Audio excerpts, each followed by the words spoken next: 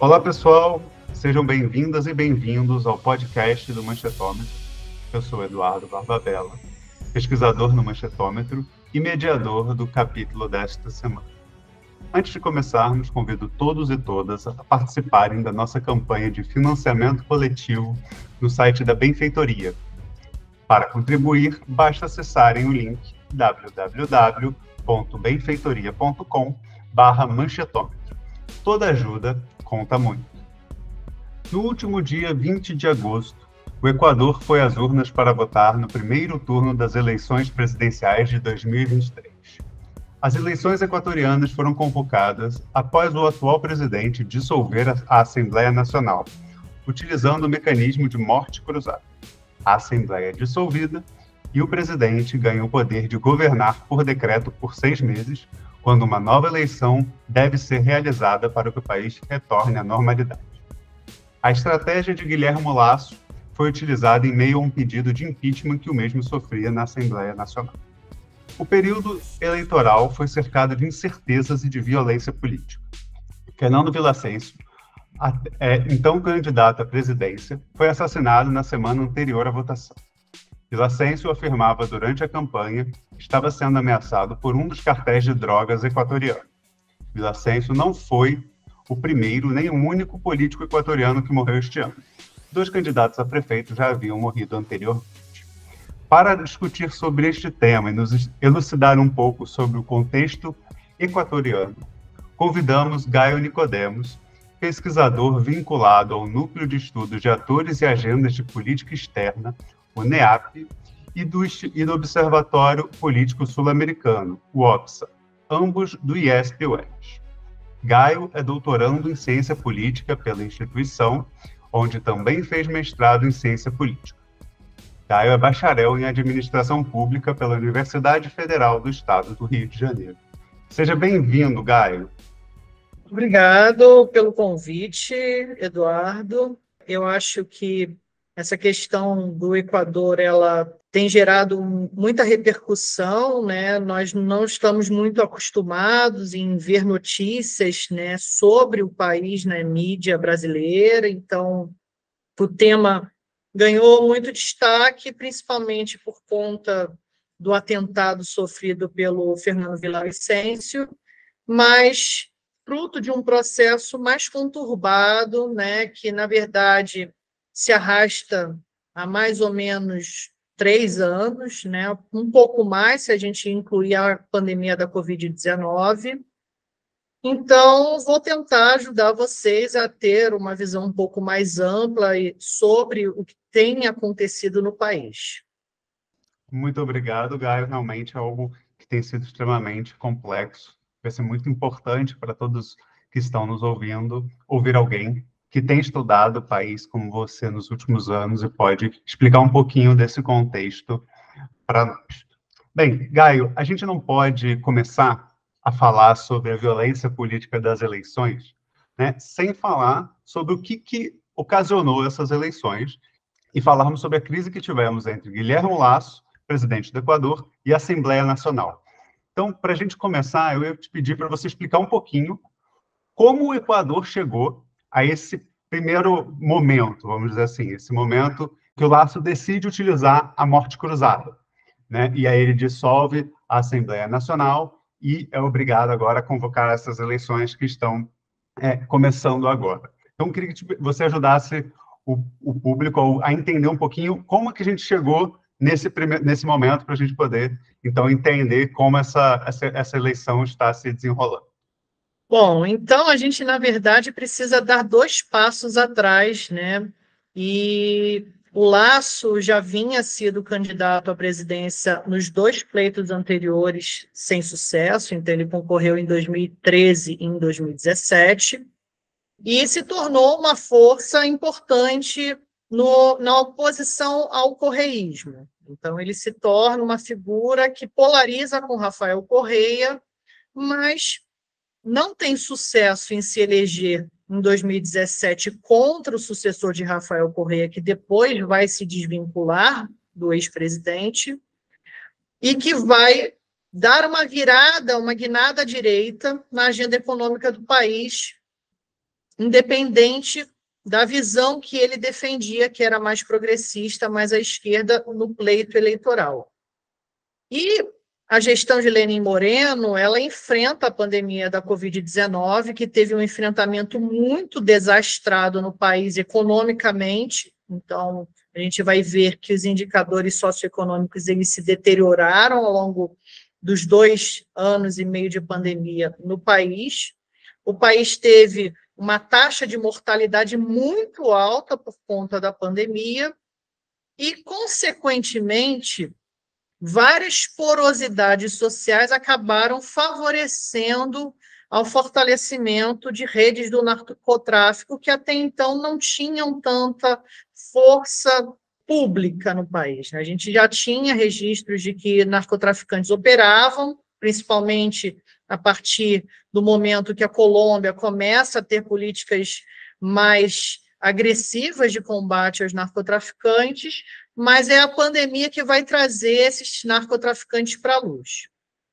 Então, em 2021, Lasso finalmente consegue se eleger na sua 3ª candidatura seguida, com uma política destacando a agenda liberal, mas, ao mesmo tempo, trazendo para o pleito a questão da saúde. Então, o fato dele ter colocado um médico para ser o vice-presidente, acenou para o eleitorado do país naquele momento que o compromisso dele era também resolver a crise sanitária.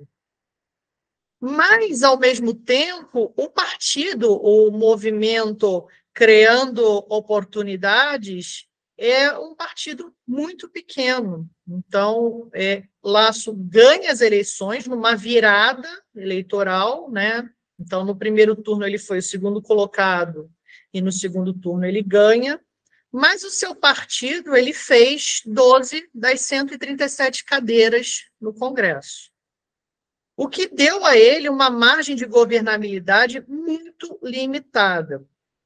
E para conseguir se opor ao correísmo, né, que é representado pelo Partido Revolução Cidadana, que fez 49 congressistas nesse mesmo processo eleitoral, ele precisou fazer uma aliança bastante abrangente. Então, ele vai buscar o apoio do partido de direita, que é o Partido Social Cristiano, mas também vai buscar apoio nos partidos de esquerda, o Pachakutik e o Esquerda Democrática, que são 2 forças que já haviam, né, manifestado apoio a ele em outros pleitos, né, mas nessa eleição em particular optaram por uma posição neutra no segundo turno. Mas ele vai e busca o apoio e aí consegue reunir, se eu não me engano, 72 cadeiras dentro dessa coalizão, dentro do Congresso Equatoriano, para ter uma margem de governabilidade.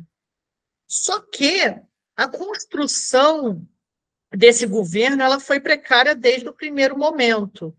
E os primeiros tensionamentos dessa coalizão já se manifestaram na construção da mesa diretora da Assembleia Nacional, em que havia uma intenção do social cristiano de ser o partido que indicaria o presidente, que era a figura do assembleísta Jaime Nebot, mas por uma questão, né, de tamanho das bancadas, o Guilherme Lasso optou por apoiar o Pachakutik, que tinha 24 cadeiras dentro do Congresso. Só que, ao mesmo tempo, o Pachakutik, que é o partido que lançou naquela época a candidatura do líder indígena Iaco Pérez, tem um racha. Iaco Pérez sai do partido para fundar o próprio movimento político, Somos Água, e, consequentemente, esse partido ele começa a ter rivalidades internas aflorando, que vão ganhar mais fôlego com a mudança da liderança da Confederação de Nacionalidades Indígenas do Equador, que é o principal movimento social que lastreia o Pachakutik como um partido político. E a figura que ganha a presidência do CONAIE, né, da Confederação Indígena, que é Leônidas Issa, opta por uma posição mais radicalizada à esquerda e começa também a gerar tensionamentos. Então, o governo Lasso está, desde a hora 1, sob pressão, tanto da sua própria coalizão, quanto das ruas através do CONAI.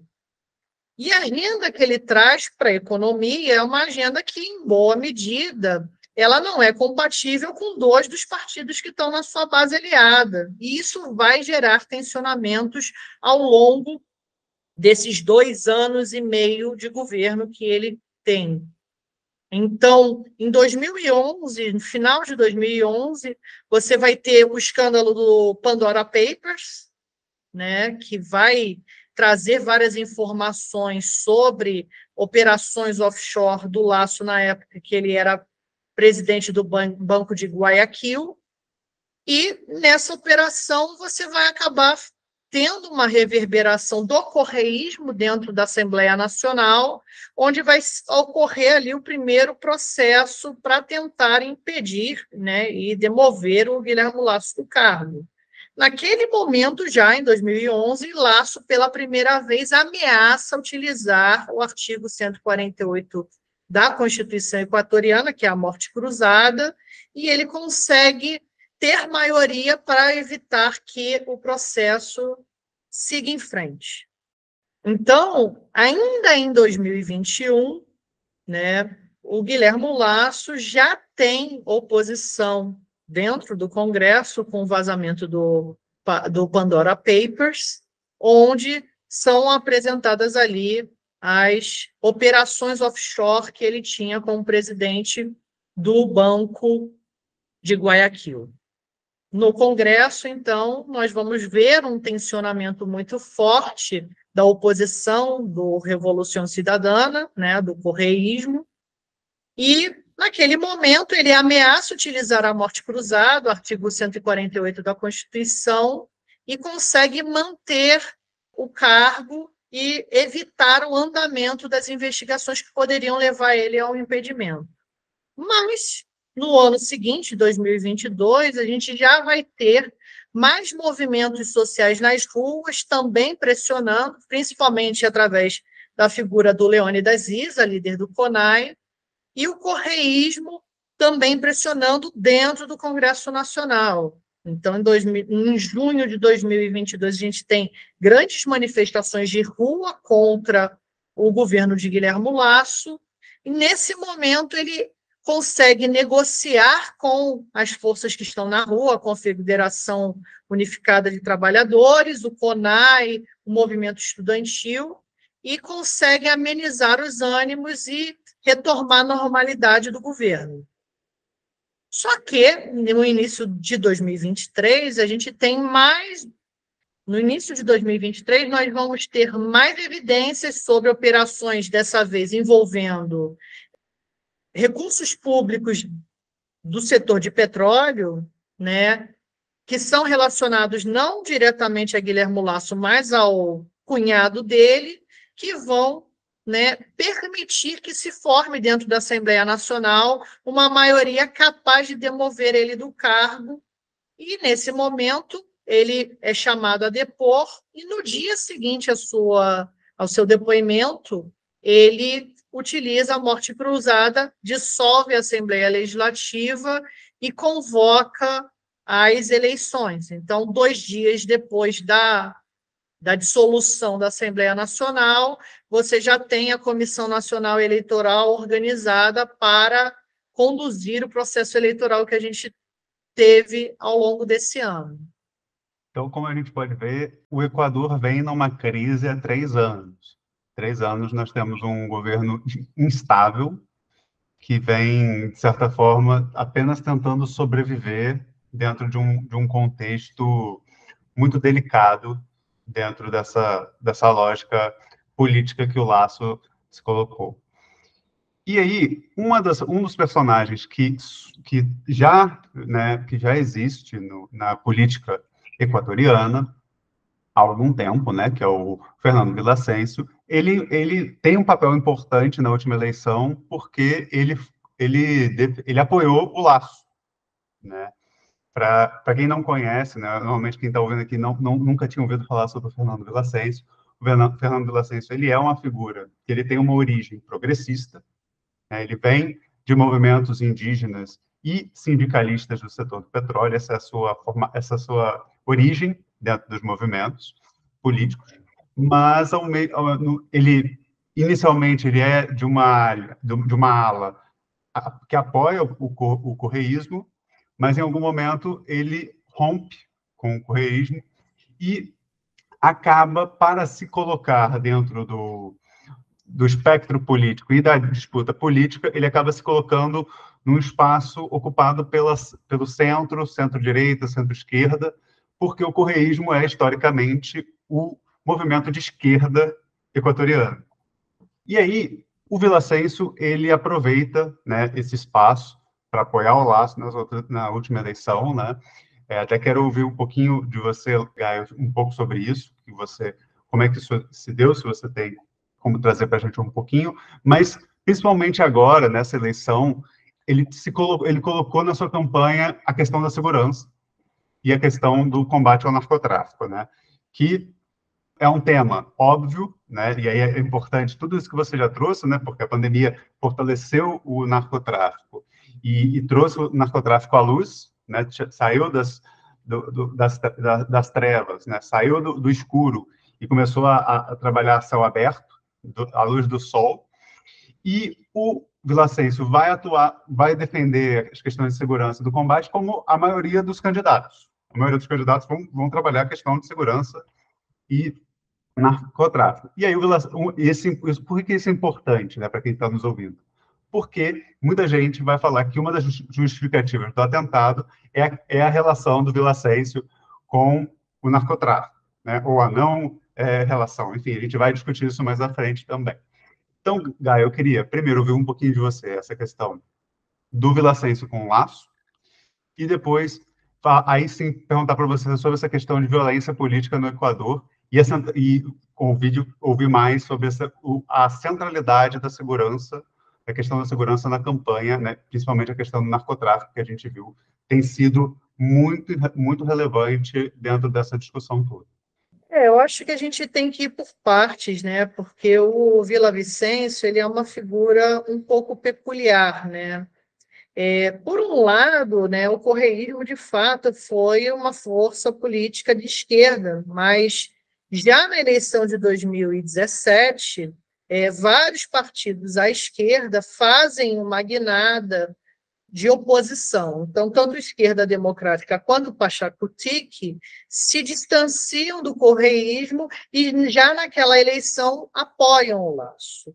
Mas o Villavicencio, ele tem uma relação que é um pouco mais pessoal em relação ao governo Lasso, porque ele, como uma figura jornalística, de jornalismo investigativo bastante noticiosa, ele vai estar sempre sendo pivô de investigações e de grandes manchetes sobre corrupção política no país. Então, ele começa a crescer, ele ganha vigorosidade no debate público, ainda no governo do Rafael Correa, com uma grande denúncia que ele estava apurando, né, de corrupção no governo do Rafael Correa, que vai gerar uma perseguição política contra ele, no qual ele é, inclusive, condenado a 18 meses de prisão, e ele recorre à Corte Interamericana de Direitos Humanos para garantir a sua liberdade e passa quase 2 ou 3 anos, se eu não me engano, morando no Peru, e só retorna ao Equador em 2017.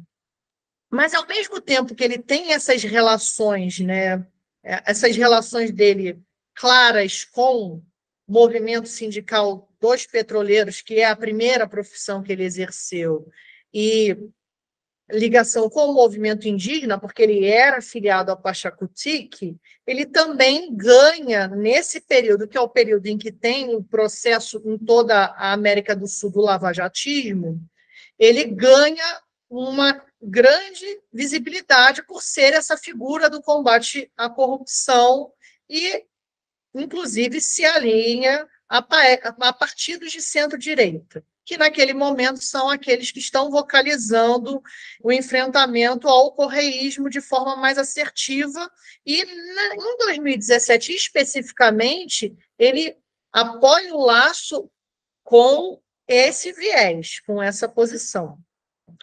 Em 2021, ele já vem candidato à Assembleia Nacional, então ele já tem um outro perfil em que o combate à corrupção já tem ali uma conotação de um grande plano, mas ainda não se figura dentro dessa agenda um combate ao narcotráfico, um combate à criminalidade. Ele é bastante noticioso sobre essas questões em tudo aquilo que ele estava publicando e difundindo, mas ele não é exatamente o candidato da segurança pública, mesmo nesse ciclo eleitoral em que ele vem candidato à presidência, né? Então, a gente tem candidatos que têm uma posição muito mais agressiva nesse tema, né, como o candidato de extrema-direita, que é o Jean Topic.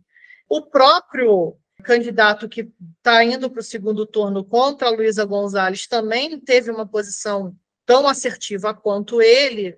Então, nesse aspecto, ele não se distingue, de fato, das outras candidaturas. Mas, ao mesmo tempo, ele traz outras pautas. Eu acho que talvez seja o primeiro ponto para a gente destacar e distanciar ele dessa pecha que a gente viu muito, principalmente na mídia brasileira, de que ele era o grande candidato da oposição ao crime e da defesa da segurança pública. Não era.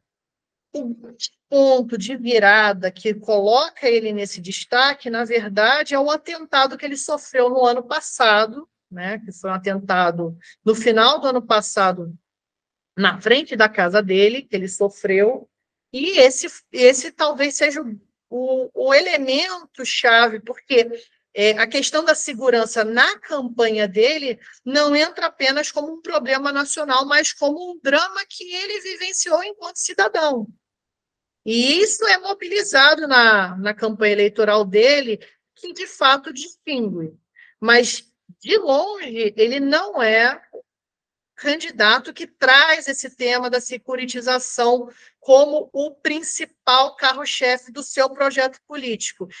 Tanto é que, quando ele aparece, né, em algumas pesquisas eleitorais, ele aparece muitas vezes em segundo colocado, porque ele tem outras pautas, né, ligadas principalmente à questão do mundo do trabalho. Então, é aquela questão de, ao mesmo tempo em que ele está vinculado ainda a um projeto livre-mercadista, né, ele é liberal na questão econômica, ele também está defendendo direitos trabalhistas mais sólidos, mais visíveis, mais protetivos. Então, ele também traz uma agenda de seguridade social, né, para além da agenda de securitização, né, que a gente vê no processo eleitoral como um todo. Então, né, eu acho que você já, na sua pergunta, adiantou a questão de como o tema da segurança entra no debate, né? O país ele vem enfrentando um problema de segurança pública muito grave, né? O governo Lasso ele passou os últimos 3 anos levando em conta a agenda dele de austeridade econômica, pedindo dinheiro em outros países para fazer uma reforma carcerária, porque o sistema carcerário do país ele está sofrendo com superlotação, e o país passou por mais de uma dúzia de estados de segurança, né, em que o país ou uma determinada província do país ficou sob toque de recolher, normalmente no período de 60 dias, que podiam ser prorrogados por mais 30. Então, isso aconteceu várias vezes ao longo do governo do Lasso. Então, o país já está convivendo com esses toques de recolher, né, que fazem com que a percepção de que o problema de segurança ele é prioritário muito aflorada. E isso, de fato, circula muito, né, entre a população. Mas, ao mesmo tempo que esse tema vem como um tema prioritário por conta do contexto nacional, todos os 8 candidatos à presidência apresentam uma posição quase consensual de que isso é um problema a ser enfrentado, tanto na linha de reaparelhar as forças de segurança quanto de expandir o sistema carcerário. Então, isso acaba, em alguma medida, nulificando a competitividade desses candidatos sobre o tema, né? Então, o outro candidato que em algumas pesquisas figurava como segundo colocado, que é o Jean Topic, né, que é defensor de uma política de segurança pública aos moldes de El Salvador, né? Ele tem uma bandeira muito parecida com a do Nayib Bukele, de criar grandes complexos carcerários e tolerância zero para a criminalidade. Ele acaba ficando em quarto colocado e, em boa medida, porque ele não tem propostas para outras áreas da sociedade, não tinha projeto de governo para além da segurança pública. Então, a gente percebe, né, que a partir do momento que todos os candidatos concordam com o tema, ele perde capacidade de diferenciar eles. E aquele que ficou preso só no tema foi justamente aquele que acabou ficando mais para trás, né? Mas, ao mesmo tempo, o Christian Zurita, que substitui o Villavicencio como candidato à presidência do movimento Construir, ele fica em terceiro colocado e em uma candidatura de 4 dias, né, que foi bastante performática. Então, ele aparece na mídia o tempo todo de capacete tático e colete de balas, em boa medida aproveitando do incidente. Então, ele consegue ficar ali numa boa colocação, mas eu tenho as minhas dúvidas se essa colocação ela é decorrente só dessa performance ou do programa de governo do Villavicencio, que, de fato, contemplava outras áreas e colocava ele em algumas pesquisas bem posicionado.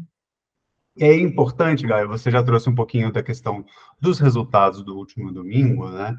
E no último domingo, nós tivemos um resultado que teve a Luísa Gonzalez, apoiada pelo Rafael Correia, na frente, né, ganhando no primeiro lugar, mas não o suficiente para ganhar no primeiro turno, e o Daniel Noboa, que é filho de um importante empresário do setor de plantação de bananas, que é um dos principais setores econômicos do Equador, em segundo lugar. E interessante isso tudo que o Gaio trouxe, por quê? Porque o Daniel Noboa, nas pesquisas, ele figurava normalmente entre quinto e sexto lugar, não era uma candidatura que nas pesquisas parecesse tão forte, né? O Villavicencio estava na frente, o Jean Topic estava na frente, e no final, quem foi ao segundo turno foi o Daniel Noboa.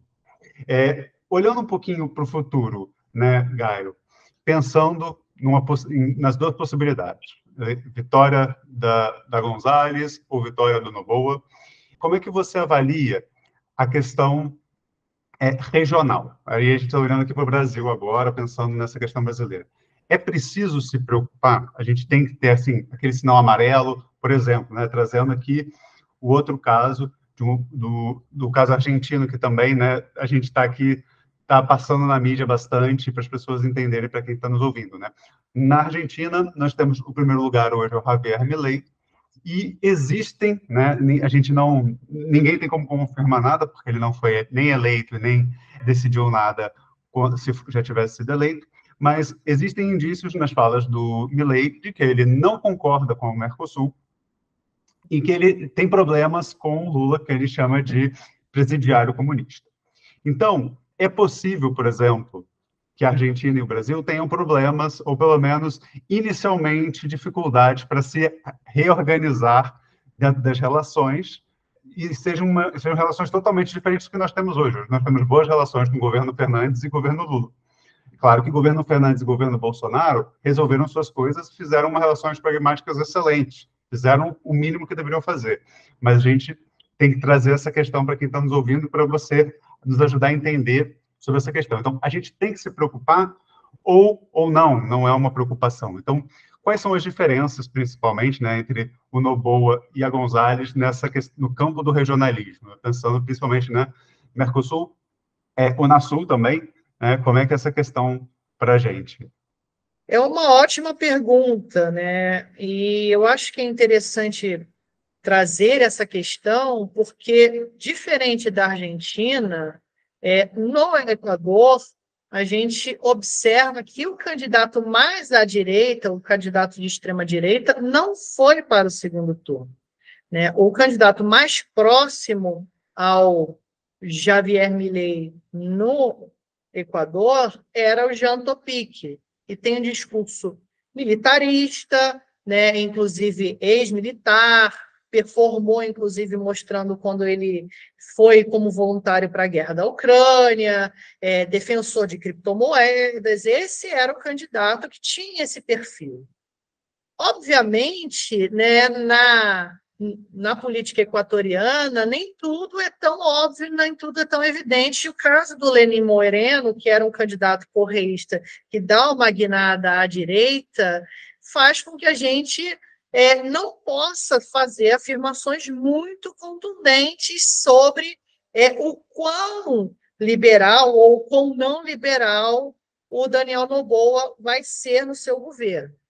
Mas com base naquilo que ele vem apresentando, né, durante o processo eleitoral, a gente pode dizer que, até então, ele parece ser uma pessoa de centro-direita, né? Então ele apresenta muitas posturas, principalmente de políticas voltadas para a juventude e de proteção de direitos humanos, que colocam ele como um moderado, mas, ao mesmo tempo, ele se alinha bastante com a política econômica do atual presidente, com a política do Guilherme Lasso, né, que se baseia em aumentar as exportações, aumentar a quantidade de acordos de livre comércio e, principalmente, né, de trazer dólares para dentro da economia. Então, talvez esse já seja um primeiro sinal de onde o governo Lula pode encontrar atritos ao defender uma desdolarização do comércio internacional e levando em consideração que a moeda nacional do Equador é o dólar.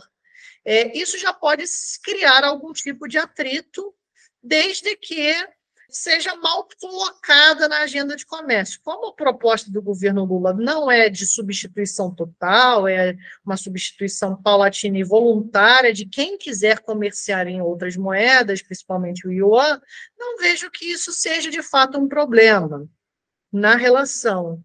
E, além disso, como o Equador tem um orçamento muito limitado, uma das moedas de barganha que o governo Lula pode ter na mesa para trazer uma possível gestão Noboa para perto é justamente a cooperação bilateral na questão de segurança na região amazônica, né, e outras cooperações na área de comércio e meio ambiente. Então, eu acho que existem denominadores comuns entre o projeto que o Noboa vem apresentando e o governo Lula. Não é alguém que traga um alerta, pelo menos não de imediato. No caso da Luísa Gonzalez, por conta da posição do correísmo, né, com as gestões anteriores do governo Lula, aqui a gente observa um potencial de aproximação um pouco mais intenso, principalmente com o governo Lula buscando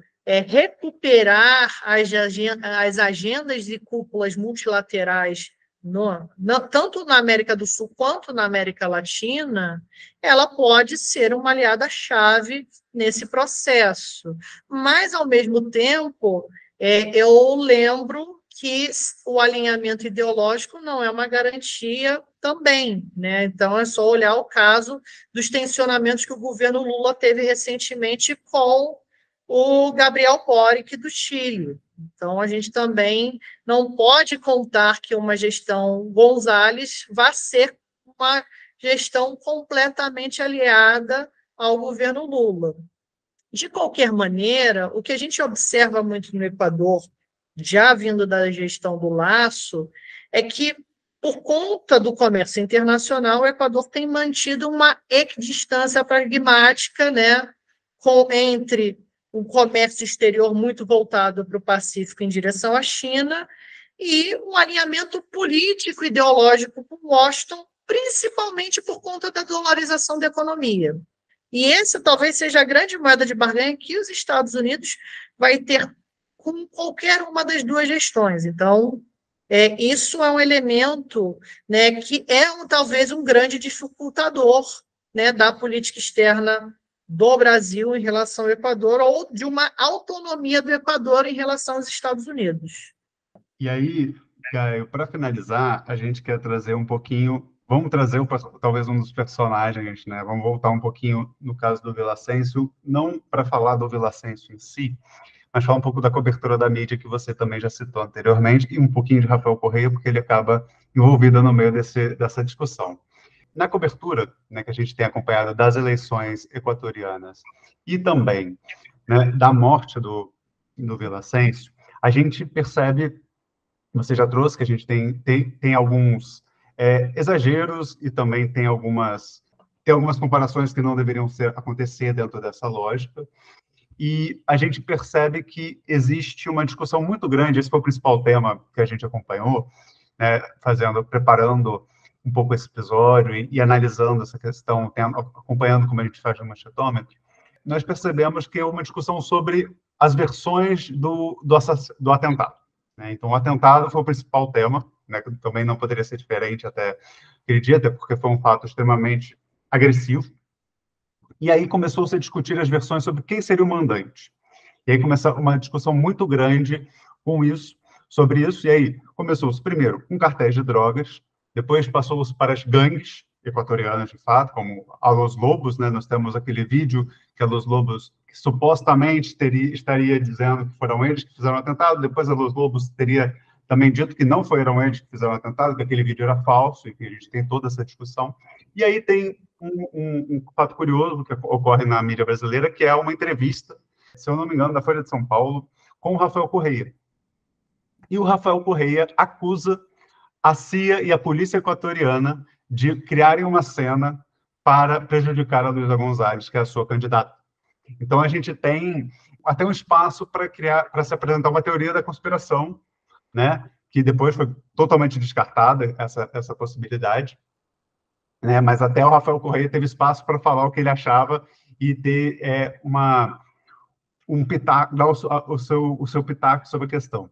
Como é que você avalia a cobertura dos jornais brasileiros sobre esse episódio, né, sobre principalmente essa questão das versões do Villavicencio e das eleições como um todo? Você acha que há uma cobertura de fato ou não? Ou só está aparecendo agora porque teve o atentado, senão seria uma eleição que teria passado batido e provavelmente a gente só teria o anúncio de quem passou para o segundo turno e nada mais. Bom, a primeira questão que a gente tem que trazer é que, de fato, no Brasil, a mídia brasileira demonstra pouco interesse, né, por vários países e o Equador é um deles, né? Então, não é recorrente vermos nada sendo noticiado sobre o Equador. Então, sim, eu considero que o atentado ele tem um impacto significativo no interesse da cobertura brasileira com o processo eleitoral desse ano em particular. Mas, ao mesmo tempo, a gente observa isso de uns 2 anos para cá, uma preocupação maior da mídia brasileira também com a posição ideológica dos governos que estão sendo eleitos na região, né? Principalmente a partir do início da pandemia, em que a gente vai começar a ver um cuidado mais detalhado dos principais veículos de comunicação brasileiros em tentar fazer uma ficha de cada um dos candidatos, o que eles defendem, quem está mais alinhado com um projeto de extrema-direita, quem está alinhado com a tentativa de retomar um projeto do período da Maré Rosada. Então, eu acho que, mesmo se não houvesse o atentado, a gente teria pelo menos uma versão cuidadosa de tentar traçar o perfil de cada candidato previamente, antes da realização das eleições, para dar um pouco de visibilidade a isso, porque a região se tornou um assunto que a mídia brasileira tem dado mais cuidado. Quando a gente fala da cobertura específica do atentado, o que eu posso dizer é que a mídia brasileira ela reverbera muito aquilo que está sendo recorrente na própria mídia equatoriana. O atentado ele foi muito espetacularizado pelos principais veículos, né? Em alguma medida até pela própria personalidade do falecido, que era uma figura noticiosa. A família dele, em vários momentos, também vai aparecer na mídia tentando reforçar várias polêmicas diferentes. Então, no começo, logo no imediato após o falecimento, né, após o assassinato do Villavicencio, a gente tem pessoas muito próximas a ele indo na mídia equatoriana e falando que provavelmente foi uma conspiração entre narcotraficantes e os correístas. Essa foi uma das primeiras narrativas que aparece nesse campo das teorias de conspiração. Depois a gente vai ter a reação correísta trazendo uma outra leitura, dizendo que não, aquilo foi uma conspiração contra o Rafael Correia. Mas o que a gente tem de evidente é o Villavicencio sofreu um atentado no ano passado, então isso já mostra que ele estava em uma situação de alerta. Ele já vinha andando com escolta policial desde 2021, quando ele começou o seu mandato como assembleísta, e ele sempre teve um perfil de tensionamentos, tanto que no atentado que ele sofre se eu não me engano, final de setembro ou início de outubro do ano passado, acho que foi setembro. Durante esse atentado, ele vai criar uma narrativa midiática na qual ele associa um caso de corrupção no sistema de nos hospitais do sistema de seguridade equatoriano, com o narcotráfico e com o correísmo. Então, ele faz essas ilações que nunca foram comprovadas. Inclusive, o traficante que foi acusado pelo Villavicencio foi assassinado pela polícia um pouco depois, assim, janela de 15 a 20 dias depois do atentado que ele sofreu. Então, o que a gente vê muito em torno do caso é uma espetacularização na mídia equatoriana. Então, não causa estranheza que a mídia brasileira acabe reproduzindo muito disso. O que a gente tem de concreto sobre o caso? Você tem 7 suspeitos que foram presos e um que morreu no lugar onde ocorreu o atentado em confronto com a segurança. A gente sabe que eles são todos colombianos. E a gente sabe que um deles tem ligação com o narcotráfico, né? Foi preso por narcotráfico, mas só. E a polícia equatoriana até hoje não construiu um caso robusto para explicar de fato o que aconteceu, se o crime tem mandantes, se está ligado a uma das facções, tanto que os 2 vídeos que a gente viu muito na mídia brasileira, nenhum dos 2 foi confirmado pela polícia equatoriana como legítimos. Se eu não me engano, eu lembro vagamente, não na mídia, mas nas redes sociais, algumas figuras, né, da política equatoriana menores do correísmo, dizendo que o primeiro vídeo, ele, na verdade, tinha sido forjado por oportunismo do Jean Topic, então ele colocava que era a próxima vítima, né, porque de fato é dito, então eles produziram essa narrativa de que aquilo, na verdade, foi forjado para beneficiar o Topic, né? Outros disseram que o segundo vídeo é que foi forjado para criar uma cortina de fumaça. Então, assim, é uma grande disputa de narrativas, mas dentro do discurso oficial das investigações, a gente tem pouca coisa conclusiva até agora. E o que a gente tem de mais recente é que a família do Villavicencio está processando o governo equatoriano, tanto a autoridade de polícia quanto o presidente Guilherme Lasso, por se omitirem de ter prestado a devida proteção a partir do atentado que ele sofreu no ano passado. Então, essa é agora a nova questão em tela. Então, o que a gente tem é uma grande espetacularização em cima de uma tragédia humana, né, que foi esse caso de violência política no país. Se esse caso foi, de fato, direcionado ao Villavicencio pela sua posição, né, de endurecimento na segurança, eu acho difícil, eu acho improvável, porque a gente tem todos os candidatos defendendo mais ou menos o mesmo projeto, alguns até defendendo coisas mais assertivas. Por outro lado, levando-se em conta a janela imediatamente posterior ao atentado, me parece que houve ali uma tentativa do narcotráfico mostrar força frente ao governo equatoriano e aos demais candidatos à presidência. Então, talvez tenha sido uma escolha óbvia de um candidato simplesmente para mostrar força. Então, o que de fato aconteceu, quais são os mandantes, a gente tem que esperar a investigação policial, porque nada é óbvio e nada é claro até agora. Realmente é um tema que vai continuar na mídia durante algum tempo, né? Porque realmente um assassinato desses é complexo e é grande e precisa ser solucionado com calma, né? Para que isso chegue realmente aos mandantes e a quem fez isso de fato. Mas, para finalizar esse episódio, Gaia, eu queria falar um pouquinho com você sobre a composição da Assembleia Nacional, né? Porque tudo começou com o conflito entre a Assembleia Nacional e Guilherme Lasso. Enquanto os candidatos agora se preparam para um segundo turno, a Assembleia Nacional já está eleita, né? A nova Assembleia já tem a sua nova composição. Como ela se organizou, né?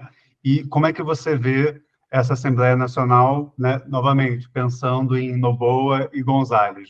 É claro que, né, a gente não sabe se vamos ter, por exemplo, um Laço 2.0, com alguém conseguindo fazer alianças com a esquerda e a direita, mas pensar um pouquinho em como essas forças estão presentes na Assembleia e vislumbrar como é que elas podem se organizar em um governo Noboa e num governo Gonzalez. Essa questão talvez seja interessante porque talvez diferencie de forma mais aguda os dois candidatos que vão ao segundo turno. E, nesse caso, de fato, a gente encontra mais dilemas em relação ao governo Noboa, caso o Noboa consiga virar a eleição no segundo turno, como o Lasso fez em 2021. Quando a gente olha para a Luísa Gonzalez, ela tem uma margem muito mais confortável, porque o Revolução Cidadana fez quase 40% dos votos. Lembrando que no Equador o voto legislativo é em lista fechada, então o partido da Luísa ele é muito bem sucedido nessa eleição, o que já era esperado, levando em conta as eleições locais no início do ano, em que o partido recuperou fôlego e recuperou força depois de 2 ciclos eleitorais perdendo cadeiras e vem com uma bancada maior do que da última eleição. Então, a dissolução da Assembleia beneficiou bastante o Revolução Cidadana. Mas 40% ainda é insuficiente para governar, mas você tem uma margem muito mais confortável, você precisa negociar com menos partidos. No caso do Daniel Noboa, o partido dele, né, na verdade, a coalizão que se reúne em torno dele, conseguiu 14,6% dos votos para o Legislativo. Uma situação muito parecida com a do Guilherme Lasso. E, com certeza, não contará com o apoio do Revolução Cidadana para governar. Isso significa que ele vai ter que lidar com uma bancada de partidos menores muito mais pulverizada. Lembrando que, nesse ciclo eleitoral, nem o Esquerda Democrática e nem o Pachacutic concorreram para as eleições da Assembleia Nacional, concorreram apenas para as assembleias provinciais. Então, não temos partidos mais à esquerda para ter coalizões. Então, ele provavelmente vai ter que conversar e dialogar com o Construir, que é o movimento do Villavicencio, que fez 20% das cadeiras, e com o Social Cristiano, que tem 11%, que seriam as duas maiores bancadas, né, fora do próprio partido dele e do Revolução Cidadana. Então, para o Noboa, construir um gabinete ministerial e construir uma bancada de apoio na Assembleia Nacional vai ser muito difícil. Ele vai ter que negociar bastante, e isso provavelmente vai gerar entraves parecidos com aqueles que o Lasso encontrou no início do mandato. Consequentemente, nessa hipótese, o movimento Revolução Cidadana ganha do mesmo jeito, mesmo não ganhando a presidência, porque isso tende a fortalecer o partido para o próximo ciclo eleitoral. Então, o cenário para o Noboa é muito menos confortável, vamos dizer assim. Mas a vantagem do Noboa, em comparação ao Lasso, é que ele tem partidos muito mais próximos do espectro político do que o Lasso teve para negociar. Então, a margem para construir um projeto comum também é mais confortável. Então, fica a ver a partir do resultado eleitoral. E, Gaio, também nós tivemos, né, dentro dessa eleição, né, não foi só uma eleição presidencial, não foi só uma eleição parlamentar, também tiveram duas consultas à população sobre extrativismo. E isso totalmente passou batido pela mídia, e que é um fato até importante para o Brasil, se a gente pensar o momento, não só pelo tema e questão do meio ambiente, mas porque nós temos uma discussão hoje sobre a foz do Amazonas, sobre extração de petróleo no Amazonas, na foz do Amazonas, e, de certa forma, o Equador teve uma discussão sobre extração de petróleo. Como é que foi o resultado? Eles concordaram, eles apoiaram, ou eles não apoiaram? E como isso também, de certa forma, está associado aos candidatos do pleito presidencial? É interessante destacar a questão das consultas populares, porque parte dos protestos que o Lasso enfrentou no seu primeiro ano de mandato foram justamente sobre a tentativa de estabelecer a exploração de petróleo em reservas indígenas e ambientais na região de Iazuni. Então, como isso foi algo que criou muitos movimentos de rua contra o governo, entrou para a pauta política e foi feita essa consulta popular específica, que foi uma consulta nacional. A outra consulta, que é sobre a exploração de minérios na região do Choco Andino, que é uma região, uma eleição mais local, ela não foram todos os cidadãos equatorianos que votaram, ela também teve repercussão porque o Choco Andino é uma reserva ambiental da qual saem os principais reservatórios de água potável para a região metropolitana, né, de Quito e Guayaquil, que são as cidades mais populosas do país. No caso da votação de exploração em Iazuni, lembrando que o petróleo é hoje um dos principais produtos de exportação do Equador, é um dos elementos que mais garante o produto interno bruto do país, o que se observou foi que quase 60%, 58,9% da população foi favorável à proibição de exploração na reserva Iazuni. E, durante o processo eleitoral, algumas candidaturas fizeram campanha para defender a proibição. Então, os dois candidatos que vão ao segundo turno, Luísa Gonzalez e Daniel Noboa, foram candidatos que se posicionaram a favor da proibição. O falecido Fernando Villavicencio foi outro. Jean Topic, que era o candidato de extrema-direita, se posicionou contra a proibição. O outro candidato de direita, Otto Sonnenhauser, também se posicionou a favor da exploração. Então, a gente tem polarização entre as candidaturas, mas as candidaturas mais bem-sucedidas, das 3 candidaturas mais bem-sucedidas, né, seria Luísa Gonzalez, Daniel Noboa e Fernando Villavicencio / Christian Zurita, que foi o substituto na chapa, as 3 apoiaram a proibição. E isso se reflete de forma razoavelmente clara no resultado da votação.